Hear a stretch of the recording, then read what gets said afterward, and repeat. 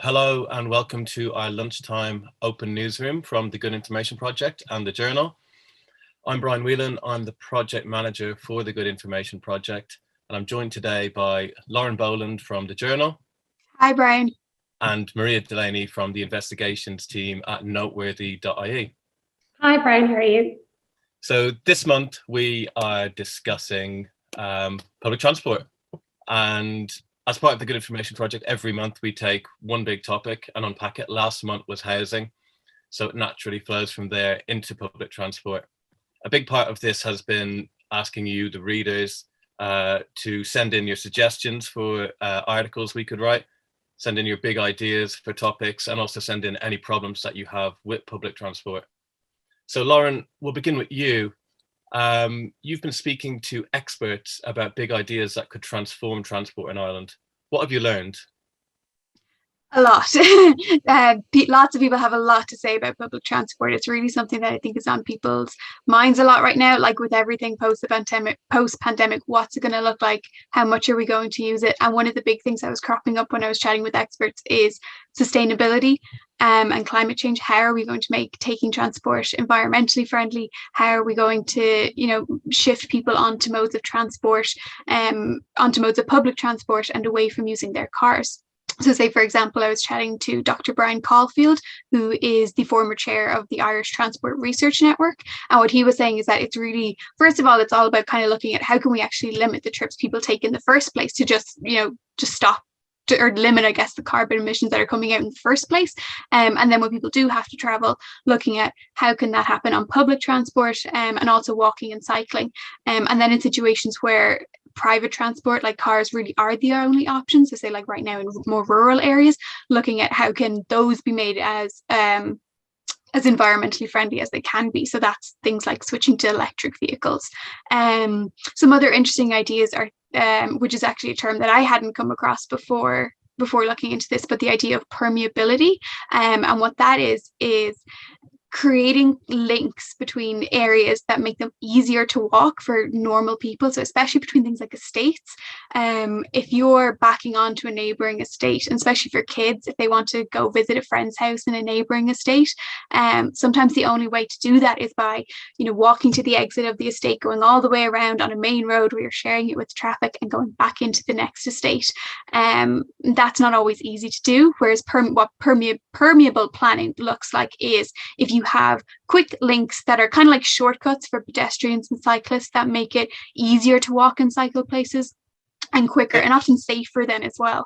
Yeah. So on that, the term permeability, obviously that's not a word that I'd come across before working on this content cycle. I'm not sure if you were familiar with it either. You've also done a glossary, haven't you, of terms that people can refer back to if they don't understand maybe the jargon used in these conversations. Yeah, we have a glossary that's live up on the site, which hopefully will be helpful for terms like that, permeability. I hadn't come across it before. There's also a lot of state agencies and a lot of different like power players, I guess, involved with public transport. So we have a little breakdown of what all these kind of acronyms mean, who's in charge of what. That might be helpful if you're ever maybe are taking public transport and need help with something and you're wondering, who do I go to ask for questions on this? That might help, this agency's in charge of the Lewis and these are in charge of the buses, and that sort of thing. Thinking about solutions again, another one just that we need to prioritize investment, that nothing's going to happen without the money, that we need to look at European cities. We need to follow examples and be ambitious and have more better integration between transport modes, better light rail services, and also that it's more accessible. So especially for people who use wheelchairs or disabled people, that we're not excluding anyone from public transport, that there are better support, more staff training, so that everyone can use public transport. Okay, brilliant. And Maria, you're something of an expert on accessibility on public transport. You've done quite a large investigation this week. Perhaps you can talk us through what you've been looking into. Yeah, so this is part of Noteworthy and the Good Information Project, been looking at accessibility issues, mainly for disabled people. I suppose last week one of the examples is taxi accessibility that we published an article on. And it's actually, I was surprised until I started looking into this, but one of the huge problems that people with guide dogs and wheelchair users have is refusal of taxis to carry them. And even if they pre-book them, taxis not showing up, and the availability of wheelchair taxis. And it's a huge issue because a lot of people rely on taxis, like Lauren said, people who perhaps maybe don't have access to public transport in rural locations, but also a lot of disabled people actually aren't able to use public transport for one reason or another. And also, like, a lot of people rely on taxis because they can't drive, such as vision impaired and blind people. So like, it is a big issue if you are being refused taxis. It means basically a lot of people are saying their independence is being eroded. I suppose some of the other issues that have cropped up over the last few months are like the notice needed. Again, it's more about the lack of spontaneity that disabled people can have, because they require 24-hour notice on intercity trains, 4-hour notice on darts, 24-hour notice on bus air, and it's these kind of excessive planning that goes into travel. And it kind of comes back as well to taxis, trains, no matter what transport is used, it seems to have this kind of planning element. And also, I suppose, even on services like Dublin Bus, where you don't need to give any notice, you have the risk as a wheelchair user of perhaps the space being used already by the other, like, because it's only one wheelchair user that can accommodate on a bus. So it's all these kind of things that are barriers to accessibility and independence for disabled people. And so this lack of sort of access, one thing we're noticing is, particularly with people getting in touch, is it's not just happening in Dublin, it's happening in very remote rural areas as well, where there's a lot less sort of solutions, and with the absence of taxis as well, it becomes a much bigger problem. Lauren, as part of your work, you've been taking a quick look at what's happening regionally around the country as well, and sort of, I know definitely from the readers I've been speaking to over the last 2 weeks, that seems to be where the biggest problems are, in terms of, there are definitely public transport issues in Dublin, but there's people who get in touch who say they don't live within 5 or 10 kilometers of any form of public transport. What's the situation around the country? Yeah, so I've been speaking to county councils and asking them what are the ongoing projects that are happening right now, particularly in relation to public transport and roads and that sort of thing. A lot of, I guess, the ongoing projects that are happening in more regional or rural areas, they are often focused on roads, on whether that's building new roads or developing, existing roads, or upgrading them, or just regular road maintenance. That's what a lot of the budget goes towards, which obviously there is need for. People are using these roads, they need to be developed, but a lot of people are asking what's happening with public transport. What about our bus stops and our cycle lanes and all that kind of thing? So some projects that I guess are going on are things like greenways, which are routes for cyclists and pedestrians that are kind of separate to car traffic and make it easier to cycle places. There's a lot of those around the country that are still in the sort of early planning and design stages. There are some that are a little bit further down the pipeline as well. So I think maybe in 5 or 10 years' time, we might be seeing a lot more greenways around the country and in more rural areas as well. We have things like, I suppose on a logistical level, there are counties that are putting together new transport strategies. So say for Clare, there's a new transport strategy that's been drafted for the Limerick Shannon metropolitan area. That's currently with the board of the National Transport Authority, one of these state agencies that look after transport. So things like that aren't glamorous, but that are the sort of the stuff that is happening to progress public transport and make the plans. On a local level, things like just upgrading bus stops, putting in bus shelters, more cycle lanes, cycle routes to get between places. Those are really important for those rural areas that you're talking about, where transport links aren't as developed as they are in the bigger towns or in the cities. Thinking about Donegal, like Donegal will be a key one for that, because if you speak to anyone who lives in Donegal or spent time there, people really are crying out for better public transport links in Donegal. It's something that people feel quite strongly about, that there's not enough options for them to take public transport, that the sort of over reliance on cars, I guess, was especially important in the northwest of the country. I'm glad you mentioned Donegal there, because probably one of the most frequent messages we've been getting, and obviously just to remind viewers to get in touch with the Good Information Project, you can sign up to our newsletter, and on there we have all the details of our WhatsApp. You can WhatsApp me directly, I genuinely reply. You can email any of the reporters working on it to speak to us as well.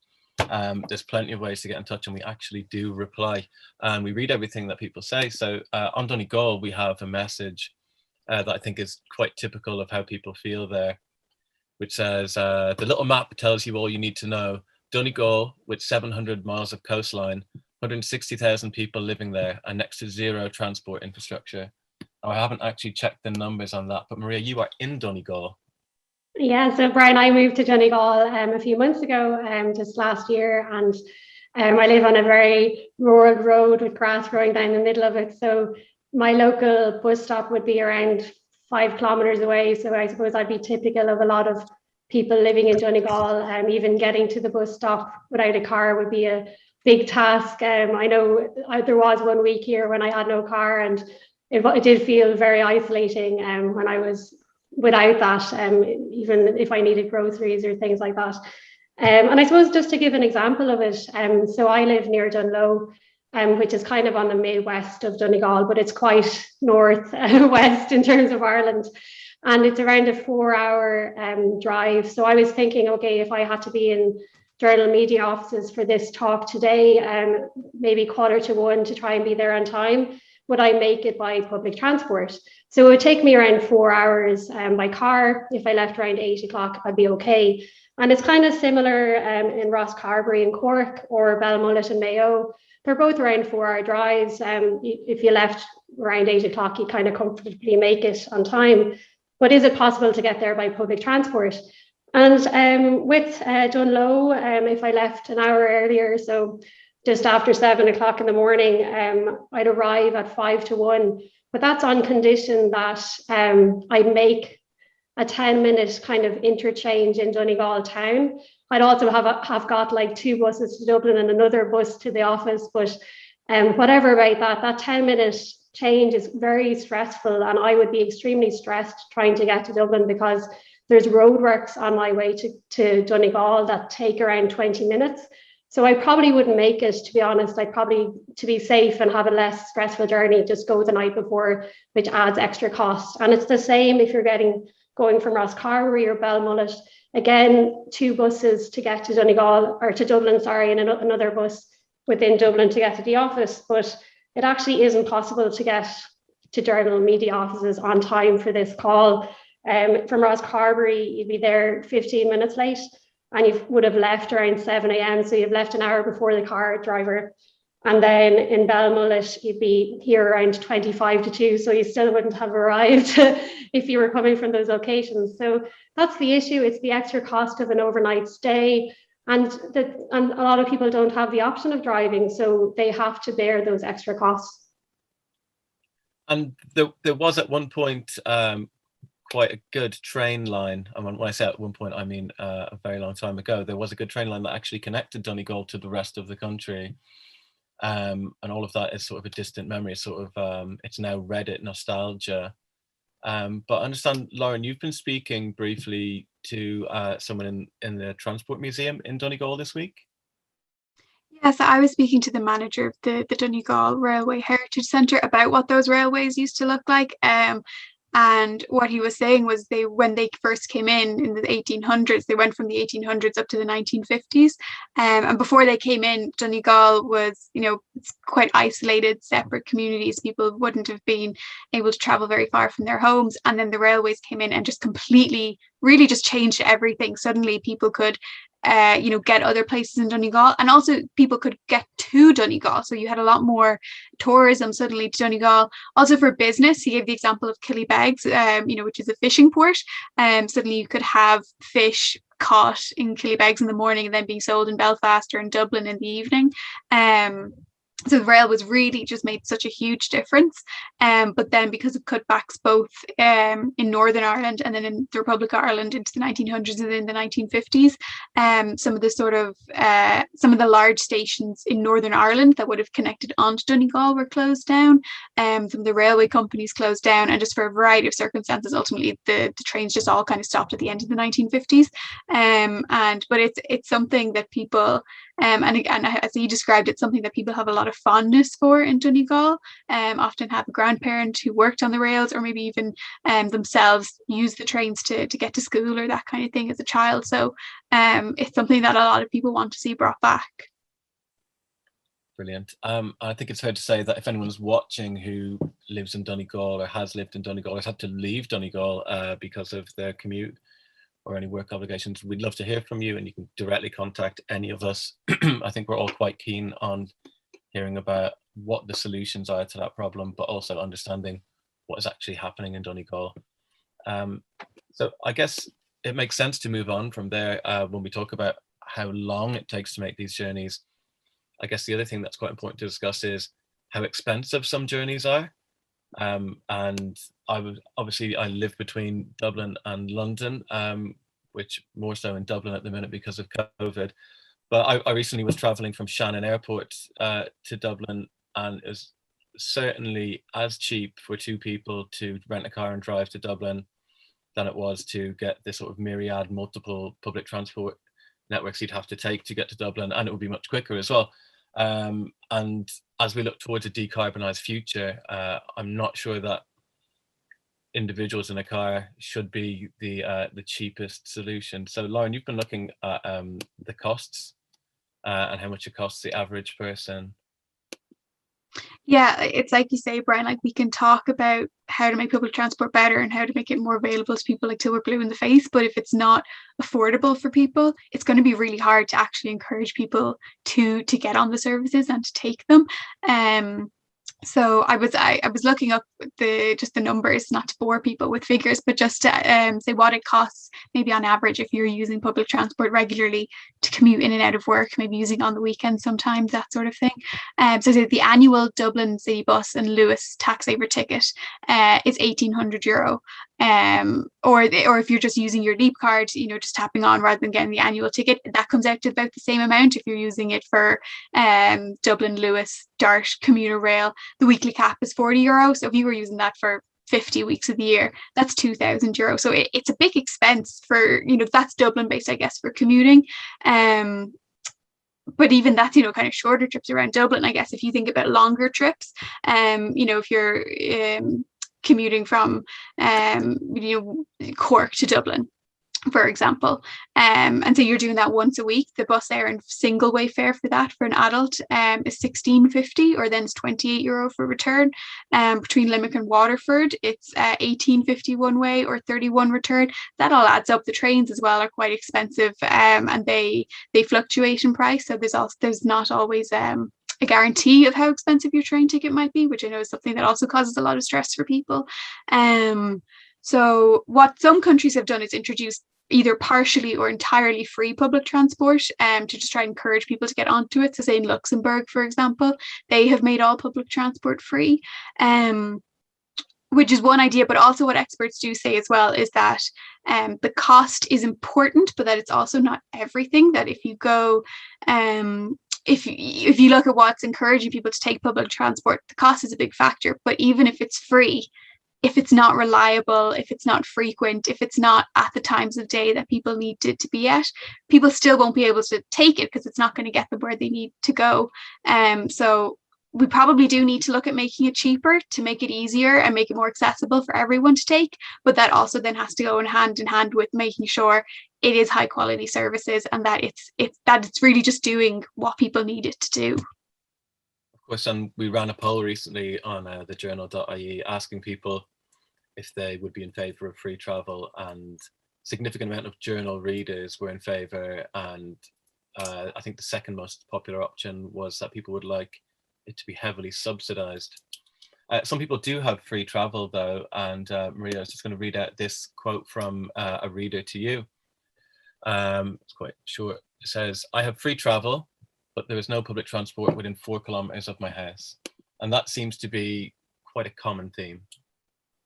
Yeah, and I suppose you have to think about the people who are entitled to free travel. So you're thinking about older people and people of pension age, I suppose, and also think people who have disability allowance, invalidity pension. So you're talking about a lot of disabled people there as well. And yeah, like it is a huge problem for people not having access to public transport, and a huge problem up here in Donegal, like I was saying. I suppose some of the, like there's over 1 million eligible in Ireland for free travel, and it costs around 95 million, I suppose, annually. But some of the additional supports, I asked the Department of Social Protection, like what are the additional supports people can have, for instance, if they don't have a bus stop near their house. And they were saying there is a local links program. So that's a rural kind of bus link program that runs, it's not often very regular, but it might run once or twice a week along very rural areas. I know for me, there's one in my nearest village, so that's around, I suppose, 2 kilometers walk away from me, that runs twice a week into Dunlow and kind of other locations around Donegal. So I suppose there is, but again, it's more about spontaneity or accessibility in that case.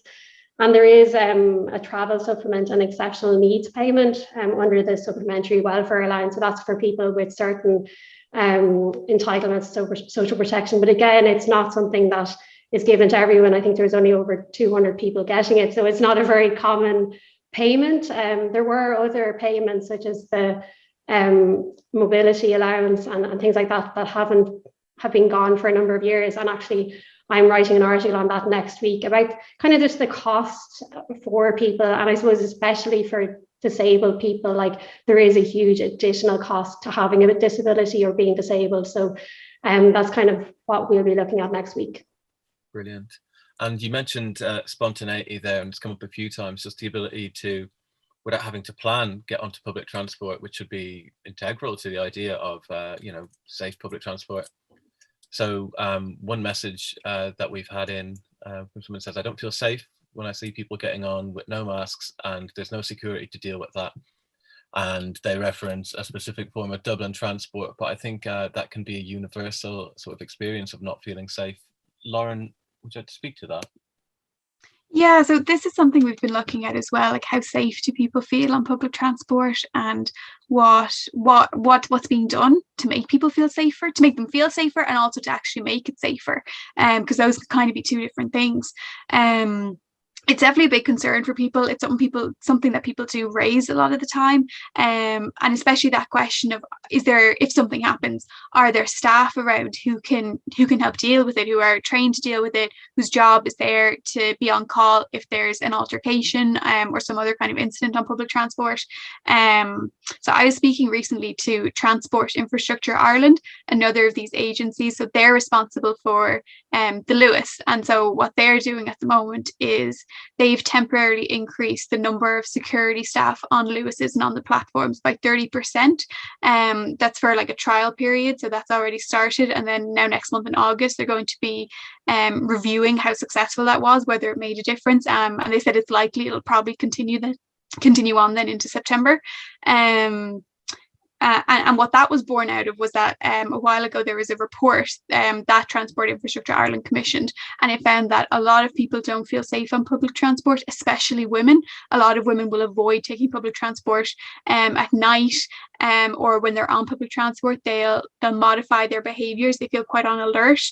And they don't alert, on edge, just generally not at ease in themselves. There's real kind of issues there with how safe people feel they are on public transport. So say other things that are happening is like a lot of people raise that point of, are there people around that can help me? And are there people who are, say, watching CCTV, who are kind of sort of real-time monitoring all of those kinds of factors. So say a couple of other things happening on the Luas. In 2022, they're going to look at expanding kind of real-time monitoring of CCTV from the control rooms. And they also have then plans to work with local artists to put in kind of like some permanent installations and then also temporary exhibitions of art on Luas stations, which maybe seems like it's not the most obvious way of making something safer, but actually what some of the research shows is that people do feel safer in places that have what's called a better sense of place, which is, is somewhere bright, is somewhere kind of just a nice environment to be in, and that actually can make a difference to people feeling safe taking public transport. There's also, the bigger questions of, and this is what kind of researchers and campaigners for women's groups have been saying to me, that we need to have those larger societal changes about, making violence and harassment on public transport unacceptable, especially, kind of attitudes against women. We have to just make those unacceptable. Better inclusion of women at the transport planning and design stage when these things are being come up with in the first place, and that there's more voices around the table so it meets everyone's needs. Even just better infrastructure, things like better lighting at bus stops. There's also, you can think about things like cycling, even beyond public transport, things like cycling. How do we make cycling safer? Again, cyclists say we need more women at the planning stage to make routes. Better to use for women as well as men. Simple things like having cycle lanes that are separate from sort of fast moving traffic, or looking at speed limits being reduced. I'm sure that's kind of a more controversial topic for people who are drivers, but cyclists would say they want to have road limits or speed limits reduced in areas where cyclists and cars are moving together, and maybe where collisions happen a lot of the time and cyclists get injured. I know, Maria, that's something you've looked at quite a bit as well, cycling safety and violence with bikes, that sort of thing. Yeah, so as part of my work with Noteworthy, we did an investigation into violent bike thefts recently, and actually we found that, and like it kind of ties in what you're saying about the loose there as well, but basically there was a 65% increase in aggravated bike and scooter thefts, so that's the kind of electric scooter rather than a moped, in 2020, and it's kind of a year-on-year increase. And even since then, we've been seeing reports of people having their bikes robbed and beaten up for it. And I suppose how it ties in with the Lewis is when I was reporting on it, there were actually kind of a series of incidents on the Green Lewis line where, and in particular one, mother, Zara Flynn, told me about her son who was kind of cornered while locking his bike at the Lewis stop, and by a group, and beaten with metal rods, and actually, so he was quite badly hurt, and they took off with his bike. So like it's actually quite frightening what is happening to people. They were putting it down to an increase in kind of antisocial behavior, and people were linking it to COVID, and I suppose maybe a lack of activities for teenagers, and calling on more activities for teenagers during the summer. But it is a year-on-year increase. It's not just because of COVID. So parents were very concerned, I suppose, about their teenagers and bikes getting stolen. So yeah, there is a safety element there to transport. Brilliant. And it was during the Good Information Project's work cycle that we spoke to some food delivery riders in Dublin City Centre, and they told us sort of all about the dangers that they faced and sort of the unnecessary sort of violence that they faced while they were going to work. And you can find that on the journal's YouTube channel. So another thing that we've come across so far is the idea of tap payments onto transport, which is a very simple idea. You can use your phone or your credit card to just tap to pay on public transport, which has existed in most major European cities for a very long time. Lauren, when will we get it in Ireland? It's probably going to be another 3 years before tap payments come in sort of widely on public transport. That's still quite a provisional timeline. It could be longer. It could be slightly shorter. The set timeline isn't fixed yet. I was chatting basically with the National Transport Authority's head of ticketing technology, and what they're doing is basically starting from scratch. It's going to be a completely different system to what we have now. There's going to be a whole range of changes in the way we pay for public transport, in the way we buy tickets for public transport, and most of those are going to start first in Dublin under the Bus Connects programme, and then expand out to other parts of the country, probably like a lot of things in that sense. So one of the first changes that people might start to see is a change in how the fares are calculated on say Dublin Bus, for example. So right now, anyone who takes Dublin Bus will be familiar with these sort of stages that are used to calculate the fares, which can be quite difficult to navigate. They can be quite confusing. It's sort of, if you're paying with cash, you're never quite sure how much you might have to pay for a particular journey. So what's being done instead is that those stages are going to be scrapped, and there's going to be two fares, which would be a short fare and then a 90-minute fare. So with the 90-minute fare, if you say tap on for your first journey, you're charged for that, and then if you tap on for subsequent journeys after that first journey within an hour and a half, those will be free. So that's slightly different from the system we have at the moment. There is currently an option for, if you tap on with your Leap card and then go on a second journey in 90 minutes and tap on again, you get a discounted second fare. But the way this would work is that there would just be the initial 90-minute charge. And then you wouldn't incur any further charges for a journey. So that's a little bit different. But the main change there is, I think, getting rid of those stages and I guess kind of streamlining the process a little bit more. That's one of the first changes. So they said that should probably be in place by the end of this year. So it'll be interesting to see how that works out. Then a change that will probably happen next year would be likely more options for the tax saver tickets. So the tax saver tickets are like kind of annual or monthly tickets where you can pay up front and then take your public transport trips for that month or for that year. They're looking at adapting those to more suit the ways people are working differently and traveling differently now after the pandemic. Obviously, someone who might have once worked 5 days a week in the office might now be working 1 or 2 or 3 days in the office, and the rest at home, or vice versa. So what they might bring in is something like a book of 100 tickets as part of that under the tax saver ticket option, where you just have your 100 days and you take those 100 days of trips as they suit you, and then when that book runs out, you purchase a new book. So that's they're looking at bringing that in next year. And then looking beyond that, the biggest change is how we pay. So when you get on the bus or the train, how are you going to pay for it? Because right now it's sort of cash or Leap card. But what we should be able to do in a couple of years is get on and tap your phone, or tap your bank card, use Apple Pay, use Google Pay, use your smartwatch. They're looking at maybe bringing in QR codes that you could have, kind of like getting on a plane, you could have a digital QR code scan on your phone, or even a possibility maybe for someone who doesn't have a phone would be going into a shop and maybe buying that QR code on a piece of paper and then using it on the bus. That seems a little bit more convoluted than actually using cash. That would be something that maybe in the long term, if they get rid of cash and they're looking at ideas for how can we still accommodate people that maybe don't have a bank card or don't have a smartphone, that would be maybe one of those ideas. But then you also have to think about, well, what about someone who doesn't live near a shop?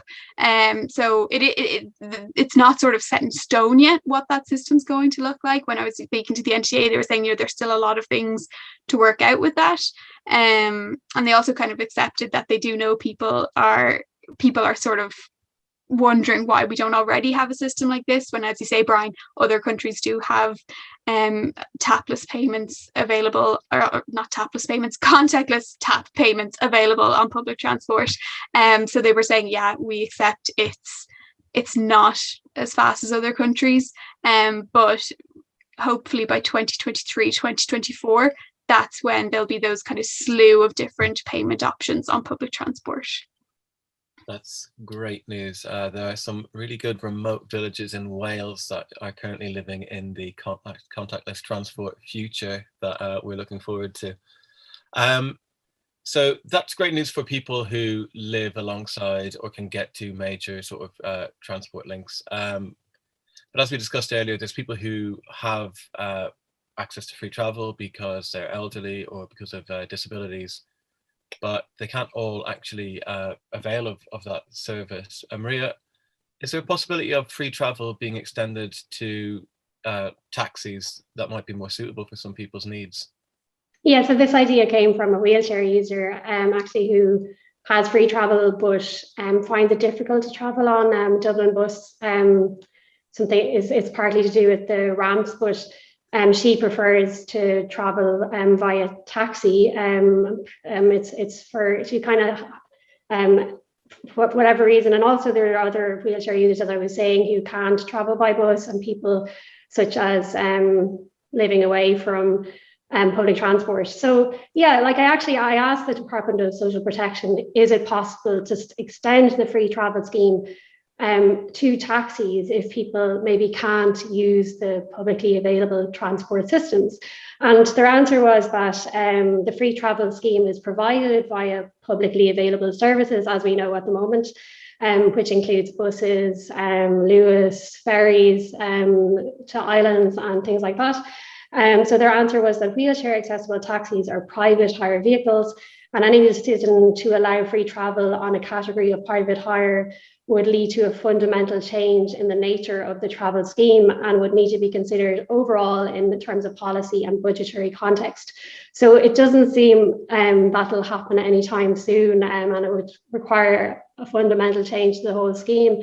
But it is something, like I suppose with the lack of support perhaps for people in terms of cost and the extra costs that people have with disabled people or people with disabilities, it seems it is something that is a kind of a gap there at the moment. And these are like people who are entitled to free travel often have lower budgets to work with. So yeah, so I suppose we have to keep that in mind as well, like older people or disabled people. Brilliant. It does seem like something that at small cost to the state could really transform the quality of lives for vulnerable people. And I guess ideas like that, ideas for the future, ideas that come from our readers about problems they have, where we go to experts and find solutions, is one of the core things that we like to focus on at the Good Information Project. Lauren, what is coming up next though? Yeah, we have a few really interesting things coming up next, like what we were talking about earlier with Donegal. We're going to have a kind of in-depth article on public transport in Donegal, looking at the history of public transport, like what we were chatting about with the trains. What did those trains used to look like? What did they mean for communities when they were there? And then what was the impact when they left? Chatting to the campaign group that is trying to bring rail back to Donegal, and just also ordinary people living in Donegal and what it means for their day-to-day lives and what public transport is available for them. We're also we're gonna look at what is happening in every area around the country right now with public transport. So we're going to have a piece that's going to give you details on some of the main public transport projects that are happening right now in each county. So when that goes up, you'll be able to have a look, see what's happening in your county, whether that's a new road or a new greenway or upgrades to a bus stop or that sort of thing.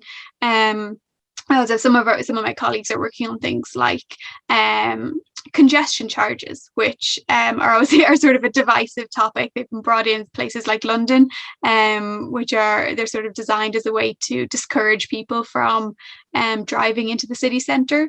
So we're going to have an article looking at, is that going to ever be a viable option here? What people would make of that, and also an article on the idea of free public transport that places like Luxembourg have brought in. Again, could that ever work here? What do people think about it, and all that sort of thing? Brilliant. And how can people get in touch with you if they want to speak to you? Yeah, you can get in touch with me on lauren@thejournal.ie is my email. I'd be delighted to hear anyone's thoughts on any of those topics or anything that we haven't thought of yet, because as you were saying, Brian, it really is, public transport is such an ordinary everyday thing, but it's wrapped up in these much larger economic, social, political affairs. So we really want to hear people's ordinary experiences and these sort of problems or experiences that they have that sort of paint this wider picture of what's going on around the country. Brilliant. And Maria, because of the nature of your work at Noteworthy, I know that we can't always sort of preview investigations while they're ongoing because of complicated legal sign-off, etc. But maybe you could give our viewers just a quick rundown of what Noteworthy is up to more generally. Yeah, so over the next few weeks, we have a series on accessibility following on from our taxi accessibility last week. So this week we're looking at training and kind of, I suppose, the training of disabled people on using public transport. Next week we're looking at the cost of public transport in terms of like, as I was saying, the mobility grant or the motorised transport grant and things that used to be in place but aren't in place at the moment. And then the following week, we kind of have a big feature on people's journeys, so a variety of people and the issues they encounter, and what I suppose what changes are needed to make our public transport accessible. So that's kind of coming up over the next few weeks. Okay, and how can people get in touch with you? Yeah, so it's maria@noteworthy.ie, fairly simple. And yeah, if anyone has any issues or anything, just get in touch and let me know, and we can have a look at it. That's absolutely brilliant. And as ever, I am Brian Whelan at thejournal.ie. If you haven't already, you can sign up for our newsletter. It goes out every Saturday, and it is actually very, very useful. I would say that I write it, and it's my job to do that.